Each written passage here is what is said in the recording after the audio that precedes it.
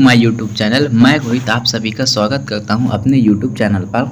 आज हम physics, chemistry और बायोलॉजी के कुछ महत्वपूर्ण प्रश्न की चर्चा करेंगे जो कई बार परीक्षाओं में पूछे जा चुके हैं।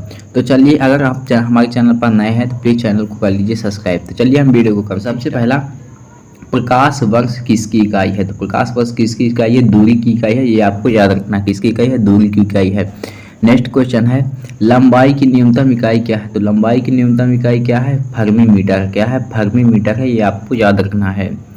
नेक्स्ट है, कार्य करने की क्षमता को कहते हैं? तो कार्य करने की क्षमता को ऊर्जा कहते हैं। क्या कहते हैं? ऊर्जा कहते हैं, ये आपको याद रखना है। नेक्स्ट है, फैरेड किसका मात्रक है? फैरेड किसका मात्रक होता है? धारिता का मात्रक होता है, ये आपको याद रखना। किसका मात्रक होता है? धारिता का मात्रक होता है। नेक्स्ट है, अगला क्वेश्चन है कि स्पष्ट दृष्टि की न्यूनतम दूरी कितनी होती है? तो स्पष्ट दृष्टि की जो न्यूनतम दूरी होती है 25 सेंटीमीटर होती है। कितनी होती है? 25 सेंटीमीटर होती है।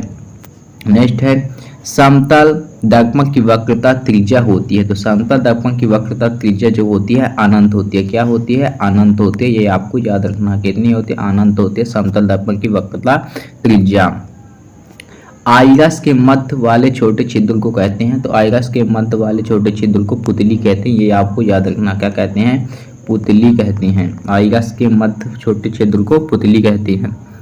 नेक्स्ट है, मनुष्य के स्वस्थ नेत्र में प्रतिबिंब बनता है। मनुष्य के स्वस्थ नेत्र में प्रतिबिंब कहाँ बनता है? तो मनुष्य के स्वस्थ नेत्र में प्रतिबिंब कहाँ बनता है? रेटिना पर बनता है। कहाँ पर बनता है? रेटिना पर बनता है, ये आपको याद रखना। कहाँ बनता है? रेटिना पर बनता है। नेक्स्ट है, फैदोमीटर का उपयोग किसे मापने में किया जाता है? तो फैदोमीटर का जो उपयोग है किसे मापने में किया जाता है? महासागर की गहराई। क्या मापने में किया जाता है? महासागर की गहराई मापने में किया जाता है, ये आपको याद रखना है।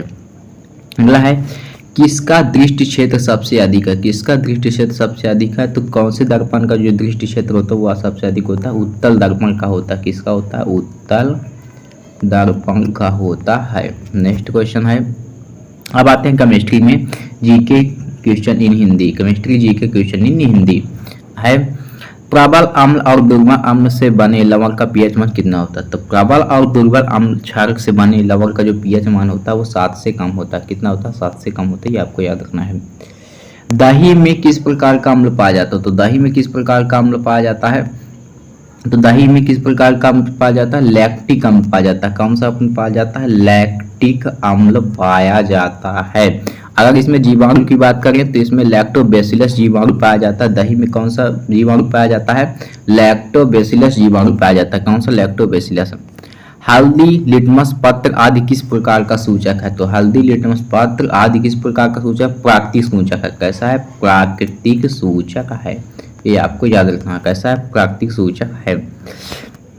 नेक्स्ट है, अपच का उपचार करने के लिए कौन सी औषधि का उपयोग किया जाता है? तो भाई एंटासिड का उपयोग किया जाता है। किसका?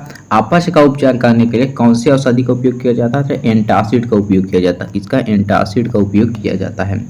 साग सब्जियों किस अभिक्रिया से कंपोस्ट बनाते हैं? तो साग सब्जियां जो किस कंपोस्ट से अभिक्रिया बनाते हैं? ऊष्माक्षेपी अभिक्रिया से। किससे? ऊष्माक्षेपी अभिक्रिया से। सोडियम हाइड्रोक्साइड का पीएच मान कितना होता है? तो सोडियम हाइड्रोक्साइड का जो पीएच मान होता है वो 14 होता है। कितना होता है? 14 होता है, ये आपको याद रखना है। किसी उदासीन विलयन का पीएच मान कितना होता है? तो किसी उदासीन विलयन का पीएच मान कितना होता है? 7 होता है। कितना होता है? 7 होता है, ये आपको याद रखना है। अगला है, इमली में कौन सा अम्ल होता है? भाई तो इमली में कौन सा अम्ल होता है? इमली में जो है टार्टारिक अम्ल होता है। कैसा? कौन सा अम्ल होता है? टार्टारिक अम्ल होता है। इमली में कौन सा? टार्टारिक अम्ल होता है। कौन सा अम्ल होता है? टार्टारिक अम्ल होता है, ये आपको याद रखना है। सिरके की बात करते हैं, सिरके में कौन सा अम्ल होता है? तो सिरके में एसिटिक अम्ल होता है। कौन सा अम्ल होता है? एसिटिक अम्ल होता है। कौन सा अम्ल होता है? एसिटिक अम्ल होता है। अगला है, कौन सा अम्ल होता है? सिरके में एसिटिक अम्ल होता है। नेक्स्ट है, अब आता है बायोलॉजी के जीके के कुछ महत्वपूर्ण प्रश्न। बायोलॉजी की बात करते हैं, तो शरीर की सबसे बड़ी ग्रंथि कौन सी है? तो शरीर की सबसे बड़ी ग्रंथि होती है लीवर। कौन सी होती है? आप शरीर की बात हो रही है, शरीर की सबसे बड़ी ग्रंथि कौन सी है? लीवर, ये आपको याद रखना है।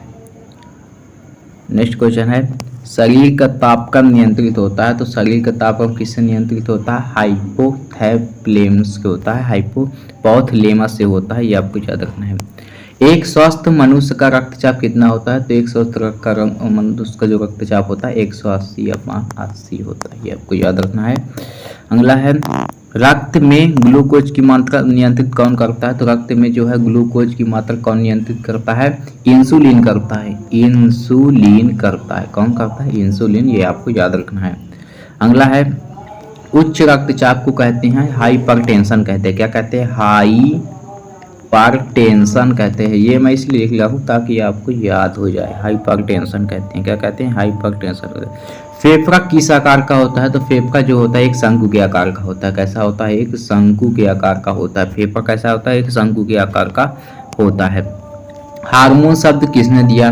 तो हार्मोन शब्द किसने दिया था? बेलीसेम स्टार्लिंग ने दिया था। कौन दिया था? बेलीसेम स्टार्लिंग ने दिया था हार्मोन शब्द। तो आज के लिए इतना ही, मिलते हैं अगली वीडियो में, तब तक लिए जय हिंद, वंदे।